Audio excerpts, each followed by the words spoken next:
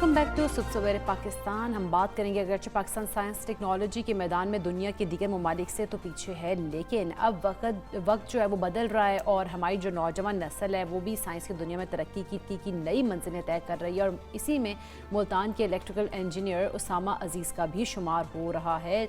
उसामा अजीज़ होनहार नौजवानों में उनका शुमार होता है और उन्होंने हाल ही में 3D प्रिंटेड रोबोट तैयार करके सबको हैरान कर दिया। हमजा, अच्छा, ये रोबोट करता क्या है ये भी हमने उसामा से जानना है। सोशल मीडिया पर तो भरपूर पजीराई उसामा को मिल रही है। रोबोट इस वक्त कहते हैं कि सिर्फ पानी पिलाने का काम जो है उससे उसामा ले रहे हैं। उन्होंने मुस्तकबिल में कह रहे हैं कि मज़ीद कामों के लिए भी इसको फ़ाल किया जाएगा। और इस्लामाबाद की मतलब कि national university of science and technology यानी कि नस से वो फारिगुल तहसील हैं और इससे पहले उन्होंने अपनी शानदार सलाहियतों और बेहतरीन तालीम को काम में लाते हुए ऐसा रोबोट तख्लीक किया था जो मुल्तान के एक रेस्टोरेंट में आने वाले लोगों को खाना भी पेश किया करता था। ये पानी की आसानी कर दी, पानी पिलाने के काम पे खाना भी दे रहा है। ये क्या मतलब कि रोबोट है किस तरह? हम भी चाहिए हमारे घर में, सबको चाहिए। मतलब ये जो छोटे बहन भाइयों की सूरत में आप लोगों को रोबोट्स मिले हुए ये कम है। जाके दरवाजा खोल देते हैं, आपको पता बेल होती है तो जब वो बहुत तंग कर रहे हैं, पानी पिला देते हैं, आपको खाना भी, हर चीज़ तो आपको ला देते हैं। तो खैर ये शायद उनके लिए बहुत एक बेहतर चीज़ होगी। उसामा इस वक्त हमारे साथ मौजूद हैं, उनको शामिल गुफ्तगू करते हैं। उसामा, अस्सलाम वालेकुम, गुड मॉर्निंग। उसामा, ये रोबोट के हवाले से हमें बताइएगा कि ये रोबोट क्या कुछ करता है, क्या सोच थी इसको तैयार करने की कि बनाया गया और इसके बाद आपके प्लान्स क्या हैं? जी वालेकुम सलाम। जैसे कि आपने देखा है इसको, ये एक 3D प्रिंटेड ह्यूमनाइड रोबोट है।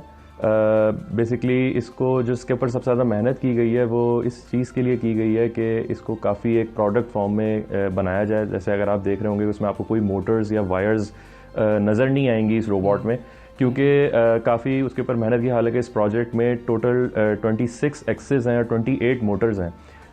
और बेसिकली ये एक ह्यूमन आर्म की तरह इसकी मूवमेंट्स हैं। जिस तरह हमारी रिस्ट, एल्बो या शोल्डर के जॉइंट्स मूव करते हैं, जिस तरह हमारी फिंगर्स इंडिविजुअली हम कंट्रोल करते हैं, उसी तरह इस रोबोट को भी बनाया गया है। कोशिश ये थी कि हम इसको इंडोर कमर्शियल स्पेसेस में लेकर जाएं, जैसे कि रेस्टोरेंट्स हैं, होटल्स हैं, बैंक्स, ऑफिसेज, एजुकेशनल इंस्टीट्यूट्स, जहां पर हम इससे काफ़ी ज़्यादा एप्लीकेशंस के ऊपर काम ले सकते हैं। बेसिकली एक जनरल पर्पस रोबोट है ये। अच्छा उसामा, हमें ये भी बताइएगा इस रोबोट के बारे में कि कितना टाइम लगा आपको इसको बनाने में और आइडिया कैसे आया कि आपने रोबोट बनाना है? जी, इसको ये रोबोट जो है बेसिकली मैंने 2019 1 सितंबर से बनाना शुरू किया था। एक सबसे पहले मैंने एक फिंगर का जॉइंट इसका बनाया था और वहाँ से फिर इसको मैंने स्टार्ट किया। अगर आइडिया की बात करें तो मैं उससे काफ़ी पहले से रोबोटिक्स की फील्ड में काम कर रहा हूँ। 2017 में इससे पहले मैंने एक सर्विंग रोबोट बनाया था जो कि रेस्टोरेंट के अंदर फूड सर्व करता था कस्टमर्स को।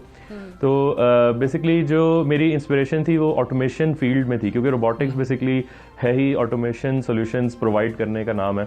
तो इसलिए क्योंकि मुझे इस चीज़ में बड़ा लगता था कि ये मैं इसमें कुछ कर सकता हूँ कि कोई ऐसी मशीन्स, गैजेट्स जो कि किसी भी प्रोसेस को ऑटोमेट कर सकें। तो इसलिए वहाँ से मेरे अंदर इंटरेस्ट पैदा हुआ कि मैं रोबोटिक्स के अंदर आऊँ।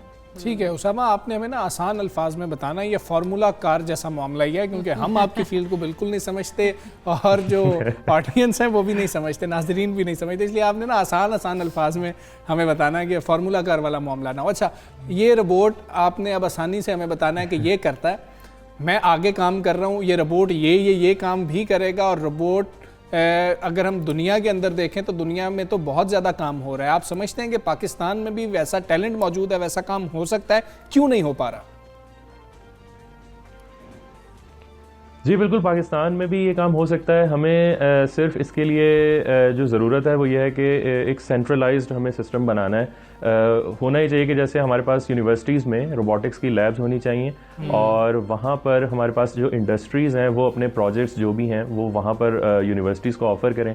और यूनिवर्सिटीज़ में जो है हमारे पास प्रोफेसर्स और रिसर्चर्स तो मौजूद होते हैं जो कि रोबोटिक्स के ऊपर काम कर भी रहे हैं, हो भी रहा है। तो वो वहाँ पर उनके जो सॉल्यूशंस हैं वो वहाँ पर क्रिएट करें लैब्स में और उनको प्रोवाइड करें उनके सॉल्यूशंस जो भी हैं। तो ये एक बड़ा अच्छा सिस्टम इस तरह बन सकता है। और इसके अंदर जो भी प्रॉब्लम है वो यही है कि बेसिकली जो हमारे इंडस्ट्री है और एकेडेमिया है, जो लैब्स हैं, उनके दरमियान इतना अच्छा अभी आप कह दें कि गैप है, उसमें रिलेशन इतना अच्छा नहीं है। जो इंडस्ट्रियल बेसिकली प्रोजेक्ट्स होते हैं या जो भी ऑटोमेशन सॉल्यूशंस होते हैं वो हम बाहर से मंगवा लेते हैं, मशीन्स या जो भी रोबोट्स होते हैं। और अगर हम उसको अपने पाकिस्तान के अंदर ही रिसर्च एंड डेवलपमेंट के ऊपर काम करें, यहाँ की लेबॉर्ट्रीज में काम करें, R&D का एक कल्चर डेवलप करें, तो पाकिस्तान सब बहुत कुछ कर सकता है। बिल्कुल, पोटेंशियल तो यहाँ पे मौजूद है। लेकिन उसामा, हम आपसे आपके फ्यूचर प्लान्स के बारे में भी हम पूछेंगे कि आपके फ्यूचर प्लान्स क्या हैं, और हमें क्या फिर होटल्स में नज़र आ रहे होंगे उसामा के जो है रोबोट्स जो है सर्व करते हुए दिखाई दे रहे होंगे हर जगह? जी बिल्कुल, इंशाल्लाह नेक्स्ट ईयर मेरा प्लान है कि इस रोबोट को मैं इंशाल्लाह कमर्शियल स्पेसेस में जैसे कि आपके शॉपिंग मॉल्स हैं या आपके पास जो रेस्टोरेंट्स हैं, होटल्स हैं, यहाँ पर इसको लेकर जाएं, इसके डेमोस्ट्रेशंस करें।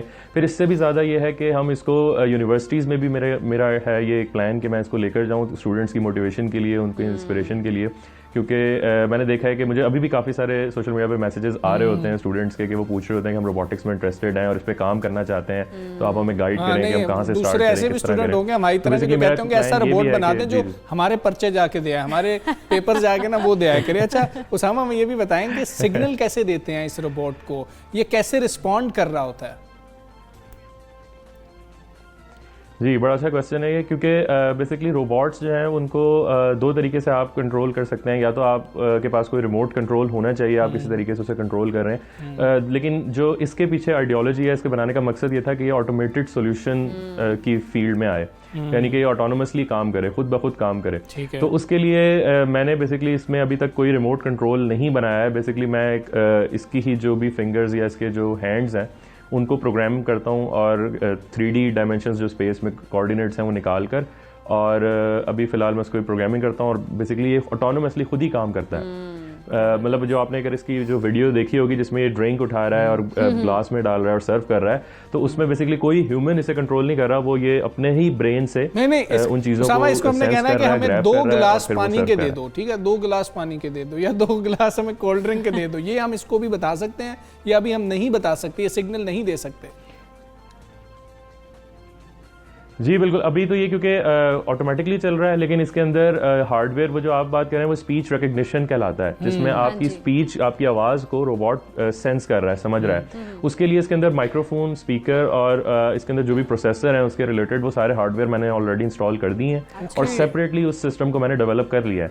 सिर्फ इसके अंदर विद इन अ वीक और 2 वीक्स आप देखेंगे कि ये रोबोट आपसे खुद कॉन्वर्सेशन करेगा। अच्छा, लेकिन कॉन्वर्सेशन तो कर रहा होगा, लैंग्वेज कौन सी होगी? क्योंकि अगर देखें, अगर किसी होटल में हम लोग कोई हो या कोई ऐसा बंदा है कोई इंग्लिश में बात नहीं करता है, कोई ऐसी बात है, तो फिर वो क्या लैंग्वेजेस भी डिफरेंट हैं इसमें? हाँ, इसमें ऑप्शन है, किया जा सकता है, क्योंकि शुरू में तो जो स्पीच रिकग्निशन APIs जो होती थी, एप्लीकेशन प्रोग्रामिंग इंटरफेस, वो इंग्लिश में ही होते थे, लेकिन अब इसके ऊपर काफ़ी काम हो रहा है। इसमें हिंदी में भी है, उर्दू में भी है, जो कि मेरे ख्याल में गूगल की APIs आ गई हैं। तो मेरी पूरी कोशिश होगी कि हम इसको इस तरह प्रोग्राम करें कि हमारी अपनी कौमी ज़बान में जो है लोग इस रोबोट से बात कर सकें। ठीक है। अच्छा उसामा, एक अहम चीज़ है, वैसे ये एक संजीदा मौजू भी है, हम बचपन से मूवीज़ में भी देखते आ रहे हैं, कार्टून्स में भी हुआ करता था कि एक वक्त आता है कि ये रोबोट्स आपका सिग्नल नहीं ले रहे होते हैं, तो फिर ये आपके लिए बड़ी मुश्किल भी पैदा कर सकते हैं। ये बात किस हद तक दुरुस्त है और क्या ये कोई ख़तरे की अलामत है इनको लेके, क्योंकि बहरहाल ये एक मशीन है? जी बिल्कुल, अभी तो आप इस चीज़ की बिल्कुल अभी इसकी टेंशन लेने की ज़रूरत नहीं है, क्योंकि रोबोट्स को अभी हम ही कंट्रोल कर रहे हैं। रोबोट्स अभी हमें कंट्रोल नहीं कर सकते, इससे अभी हम बहुत दूर हैं। बेसिकली वो फिक्शनल स्टोरीज में तो ये दिखाते हैं कि आर्टिफिशियल इंटेलिजेंस इतनी ज़्यादा डेवलप हो गई है कि रोबोट जो हैं वो खुद ही इतने इंटेलिजेंट हो गए हैं कि वो बेसिकली ह्यूमन इंटेलिजेंस को सरपास कर गए हैं, लेकिन रियलिटी इससे बड़ी डिफरेंट है। असल में जो इंटेलिजेंस डेवलप होती भी है वो किसी एक ख़ास एप्लीकेशन के लिए होती है, तो किसी एक पर्टिकुलर एप्लीकेशन के लिए तो ज़्यादा इंटेलिजेंट हो सकता है रोबोट, लेकिन अगर हम जनरल पर्पस की बात करें तो उसमें अभी रोबोट्स बिल्कुल भी ह्यूमन इंटेलिजेंस का मुकाबला नहीं कर सकते। ठीक है उसामा, वैसे ये बताएं कि आपके ये मतलब वेटर्स बेचारे क्या करेंगे कि जब आप इसको बाकायदा तौर पर इंडस्ट्री में लॉन्च करेंगे, कमर्शियली लॉन्च कर देंगे, वो बेचारे तो बिल्कुल परेशान हो जाएंगे। और दूसरा ये कि अगर ये गलती करेंगे कोई रोबोट्स, तो हम किसको पकड़ेंगे जाके? उसामा को किधर ढूंढते फिरेंगे? अच्छा पहले वेटर्स की बात कर लेते हैं। असल में जो ये एक प्रोसेस है, जैसे इंडस्ट्रियल रेवोल्यूशन आई थी तो पहले फैक्ट्रीज में जो काम मैनुअली होता था तो वो शिफ्ट हुआ, रोबोट्स आ गए, तो वो अब basically nature of job change हो जाती है, ख़त्म नहीं होती। तो अभी भी जब मैं रेस्टोरेंट में लेकर गया था रोबोट्स को, तो हमने वेटर्स को वहाँ से हटाया नहीं, बल्कि वो बेसिकली रोबोट की मेंटेनेंस और उसके कंट्रोल और उस चीज़ों पर आ गए थे। तो बेसिकली मैं ये समझता हूँ कि ये एक ऐसा प्रोसेस है, एवोल्यूशन है रोबोटिक्स की, जिसमें ये काम होना ही है। और ये आपने बड़ा अच्छा क्वेश्चन किया है। इससे फ़ायदा ये भी है कि जो लोग हैं, जो हमारी अब जनरेशन है, उनको साइंस और टेक्नोलॉजी में अभी से ही इसके बारे में अवेयरनेस होनी चाहिए कि हमें आगे किस तरह की जॉब्स क्रिएट होंगी। तो हमें उसी फील्ड के ऊपर हम तो बड़े परेशान रहे हैं जब चाइना ने पहला एंकर रोबोट बना लिया था ना, तो हम तो बहुत परेशान हो गए थे। एंकर्स ही ना खत्म हो जाए, रोबोट एंकर हो गए। अच्छा चले, हमें ये बताएं कि वो नौजवान जो आना चाहते हैं नेक्स्ट ईयर आपके साथ भी जी उसामा कह रहे हैं कि हम उसामा का कहने का मतलब हम ये ले सकते हैं कि हमारे साथ उसामा ने बिठाया होगा। नहीं भाई, ऐसा नहीं है कि जितना कुछ मतलब कि रैपिडली चीजें बदल रही होती है ना, ये रोबोट के बस की बात नहीं है। वैसे अभी हमें नहीं लगता, शायद कल को हो जाए। ये हमें बताएं कि नौजवान आना चाहते हैं वो किस तरीके से इस फील्ड में आ सकते हैं, कौन से ऐसे इदारे हैं जिनको ज्वाइन किया जा सकता है? अच्छा, रोबोटिक्स जो है वो बेसिकली एक स्पेशलाइज्ड फील्ड है, यानी इसको मास्टर्स लेवल पे इसकी डिग्री ऑफर होती है। तो अगर आप इसको देखें तो इसके बैक एंड पे अगर बैचलर्स लेवल पे इसकी ट्रेनिंग की बात करें तो मैकाट्रॉनिक्स है। मैकाट्रॉनिक्स इंजीनियरिंग है, जो कि अगर आप इसके काफ़ी करीब तरीन, जिसमें मैकेनिकल और इलेक्ट्रॉनिक्स दोनों इंजीनियरिंग का उसमें मिक्सचर है। और साथ में सॉफ्टवेयर पार्ट में समझता हूँ ऐसा होता है, रिलेटिवली इजी होता है। आप प्रोग्रामिंग ऐसी चीज़ है कि आप यूट्यूब पे बहुत से चैनल्स हैं, सोशल मीडिया पे बहुत से आपके प्लेटफॉर्म हैं जिस पे आपको सीखने को मिल जाएगा। तो आप इस तरह ये तीनों स्किल्स डेवलप कर सकते हैं, इलेक्ट्रॉनिक्स के, मैकेनिकल इंजीनियरिंग के, प्लस सॉफ्टवेयर इंजीनियरिंग के। बिल्कुल ठीक है, हम आपका शुक्रिया भी अदा करेंगे, साथ ये रिक्वेस्ट भी करेंगे कि आपने एंकर्स सबसे आखिर में जाके बनाने हैं, पहले बाकी तमाम फील्ड्स को आपने ना पुर करना है। बहुत शुक्रिया उसामा, सबसे पहले पाकिस्तान का। आप कैसा टैलेंट पाकिस्तान में मौजूद है, क्या बात है। बिल्कुल, और कितने अच्छे तरीके से काम भी कर रहे हैं। और वो प्रैक्टिकली वो रोबोट जो हमजा, उसकी वीडियो देखी मुझे हैरानगी हो रही थी कि कितने अच्छे तरीके से वो परफॉर्म भी कर रहा है, पानी डाल भी रहा है और फिर पेश भी कर रहा है। छोटे बहन भाइयों का बहुत फायदा होने वाला है। मुझे तो उनकी फिक्र ज्यादा हो रही है ना, कि उनके हम उनको ही ऑर्डर कर रहे होते, लेकिन ये टैलेंट मौजूद है। आप देखें, इसके अंदर बहुत ज्यादा काम होना चाहिए, पोटेंशियल है, पूरी दुनिया इस पे काम कर रही है और हमें भी काम करना है, जिंदगियां आसान होती हैं। और उन्होंने कहा कि हमें एक सेंट्रलाइज सिस्टम की जरूरत है, तो वो भी होना लाजमी है ताकि इन चीज़ों पे प्रमोट भी किया जा सके। और अपने बच्चों का फ्यूचर सोचते वक्त ये देखें कि दुनिया किस तरफ जा रही है, और बच्चों को अब हमें कौन सी, बच्चे खुद भी सोचें कि कौन सी स्टडीज अब इंपॉर्टेंट हैं, कौन सी फील्ड्स हैं जहां हम जा सकते हैं। बिल्कुल ऐसे ही आगे बढ़ेंगे, हम बात करेंगे क्रिकेट की। T20 वर्ल्ड कप अपने इख्तितामी मराहिल में दाखिल हो चुका है और पहला सेमीफाइनल आज न्यूजीलैंड और इंग्लैंड के माबैन खेला जाएगा। इस पर हम बात भी करेंगे। हमारे साथ मौजूद हैं स्पोर्ट्स एनालिस्ट हाफिज इमरान। अस्सलाम वालेकुम, गुड मॉर्निंग हाफिज इमरान। सबसे पहले तो हमें बताइएगा कि न्यूजीलैंड और इंग्लैंड में किसके जीत के इम्कानात ज़्यादा लग रहे हैं आपको आज? देखिए जी, जो अच्छा खेलेगा उसके जीत के इम्कानात ज़्यादा होंगे।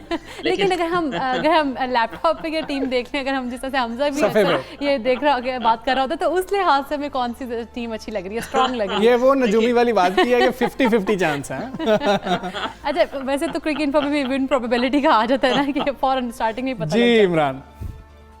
देखिए, दो जो बड़ी टीमें आई हैं नॉकआउट मरहले में, और अगर उनको देखा जाए जिस तरह से पूल बने थे, जब आप नॉकआउट तक आ गए हैं, पाकिस्तान ने ऑस्ट्रेलिया के खिलाफ खेलना है, इंग्लैंड और न्यूजीलैंड का सेमीफाइनल है, तो न्यूजीलैंड ने भी कोई बुरी क्रिकेट नहीं खेली है, अच्छी क्रिकेट खेली है। दोनों की जो एक फ़र्क है बड़ा, वो बैटिंग की जो गहराई है इंग्लैंड के पास, और उनका जो एक मुसलसल जारहाना हिकमत अमली के तहत खेलने वाला जो उनका अंदाज है, जिसके जरिए उन्होंने, आप देखेंगे वर्ल्ड कप में भी, और एक सबसे दिलचस्प चीज़ ये होगी कि 2019 के वर्ल्ड कप में भी ये दोनों टीमें न्यूजीलैंड और इंग्लैंड आमने सामने आई, और अब ये T20 वर्ल्ड चैंपियनशिप में आमने सामने आई हैं दोनों। तो पाकिस्तान, तो इन दोनों टीमों का अगर आप मुवाजना करते हैं तो पेस भी अच्छी है उनके पास, न्यूजीलैंड के पास उनके बॉलर्स भी अच्छे हैं, स्पिनर्स बहुत उतने ज़्यादा उनको शानदार नहीं है जैसे आप राशिद खान को कह लें, या जैसे आप इंडिया के स्पिनर्स को कह लें, या आप जिस तरह से देख लें ऑस्ट्रेलिया में एडम जैम्पा हैं जो बहुत अच्छी बॉलिंग का मुजाहरा कर रहे हैं, या श्रीलंकन स्पिनर्स बहुत अच्छे हैं। थोड़ा सा उसमें नरमी नजर आती है, लेकिन जो इंग्लैंड का जो बैटिंग है वो इतनी ज़्यादा अच्छी है कि आप देखें कि वो 190, 180, 190, 200 रन वाली बैटिंग है और उनके 9वें 10वें नंबर तक भी ऐसे बैट्समैन मौजूद हैं जो किसी भी बॉलिंग लाइन के खिलाफ बहुत अच्छा इमरान, जैसन रॉय ना होने से कोई फर्क पड़ेगा इंग्लैंड को? जैसन रॉय का जी देखिए एक हो सकता है, लेकिन जेम्स वेंस को मेरा ख्याल है उसकी जगह पर जी। वो शामिल हुए हैं। हाँ जी। तो वो भी कोई नरम खिलाड़ी नहीं है, वो बहुत अच्छे प्लेयर हैं। वो PSL भी खेले हैं यूएई में और एक जरूर हो सकता है कि जैसन रॉय का एक बड़ा एक मुनफरिद किस्म का अंदाज है और वो बिल्कुल 5, 6, 7 ओवर्स में मैच को नक्शा बदलने और बहुत तेजी से रन करने की सलाहियत रखते हैं, लेकिन वेंस भी किसी से कम नहीं है। इनकी बैटिंग में अगर देखें काफी सारी चीजें इन्होंने इंग्लैंड ने इस वर्ल्ड कप में देखी हैं आपने कि शारजाह में एक मैच जिसमें जोस बटलर ने और मॉर्गन ने पार्टनरशिप की थी और आखिरी 10 ओवर्स में लगभग 60, 70, 80 रन उन्होंने अकेले ने स्कोर कर दिए थे जोस बटलर ने। तो इनकी बैटिंग की जो इनफरादियत है ना कि तेज बिल्कुल जारहाना अंदाज से भी खेलने की सलाहियत रखते हैं और उसके साथ साथ इनके पास ऐसे बैट्समैन भी मौजूद हैं कि अगर इनकी ऊपर से विकेटें गिरती हैं तो ये स्टेबिलिटी की तरफ भी चले जा सकते हैं। मॉर्गन देखें बड़े बेहतरीन कप्तान है, इसमें भी कोई शक नहीं। केन विलियमसन बहुत अच्छी और बेहतरीन कप्तान है, लेकिन जो आपको एक जारहाना अंदाज या तेजी से या स्ट्राइक रेट या इंटेंट या जो एक बड़ा स्कोर करने की और उसको फिर चेज करने की अहलियत है, उसमें इंग्लैंड को जरा बढ़ती हासिल है। इमरान, हमें क्या सूट करता है कि इंशाल्लाह कल हमारा भी सेमीफाइनल है, हम इंशाल्लाह फाइनल में जा रहे होंगे, हमें देखा जाए प्रैक्टिकली क्या सूट करता है कि इंग्लैंड फाइनल में हो या न्यूजीलैंड के साथ फाइनल हो रहा हो? सबसे पहले तो आपके मुंह में घी शक्कर के पाकिस्तान फाइनल में जा रहा है और इसके बाद मेरे मुंह में घी शक्कर के जो मर्जी आ जाए, हम उसके पास जीत जाएं उसके। क्या देखिए दोनों टीमें ना, दोनों में से जो भी फाइनल में जाता है इंशाल्लाह ताला पाकिस्तान भी जाएगा और पाकिस्तान फाइनल। ये बाबर आजम वाला जज्बा है इमरान, लेकिन नहीं, आप बतौर एनालिस्ट बताएं हमें क्या सूट करता है।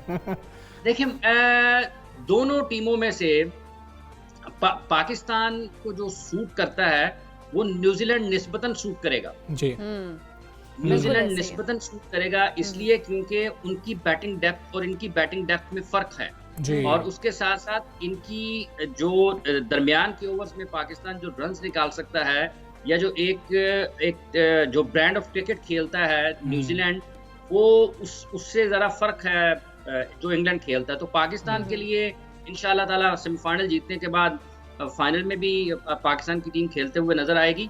वो निस्बतन जरा आसान खिलाड़ी हैं क्योंकि एन मॉर्गन और उसकी जो टीम है वो बिल्कुल जारहाना अंदाज से खेलते हैं। उनका आप पिछले 2, 3, 4 साल से देख लें तो वो एक ही तरह के क्रिकेट देखते हैं। फिर उनकी जो बैटिंग है मिडिल ऑर्डर में आपके पास ऐसे आ जाती हैं, मैच को चलाने वाले हैं। तो मेरा ये ख्याल है जो सबसे इंपॉर्टेंट विकेट होगी ना आज के मैच में इंग्लैंड के लिए, केन विलियमसन एक ऐसे खिलाड़ी हैं, पिछले 8, 10, 12, 20 मैचेस उठा के देख लें, न्यूजीलैंड की विकेट्स गिरती हैं ऊपर से, फिर केन विलियमसन खड़े होते हैं, उनके गिर्द पूरा मैच घूमता है और वो मैच को चलाते हैं। जब वो मैच को चलाते हैं एक एंड से विकेट महफूज होती है, स्कोरबोर्ड को रोटेट करते हैं और फिर न्यूजीलैंड को दोबारा अटैक का मौका मिलता है। तो सबसे अहम विकेट आज के मैच में भी केन विलियमसन की होगी। और अच्छा इमरान, अगर हम दूसरी तरफ बात कर लें कौमी टीम के कप्तान बाबर आजम की, तो वो कह रहे हैं कि T20 वर्ल्ड कप में जो खिलाड़ी उन्होंने मांगे थे वो मिले भी हैं और वो खुलकर अब फैसले कर रहे हैं। रमीज राजा के चेयरमैन बोर्ड का ओहदा संभालने के बाद क्या आपको लगता है कि कौमी क्रिकेट को मजीद बेहतरी हम देख रहे हैं कि वो बेहतरी की जानिब जा रही होगी? देखें उनको जो खिलाड़ी उन्होंने मांगे थे वो पहले तो नहीं मिले, वो बाद में मिले।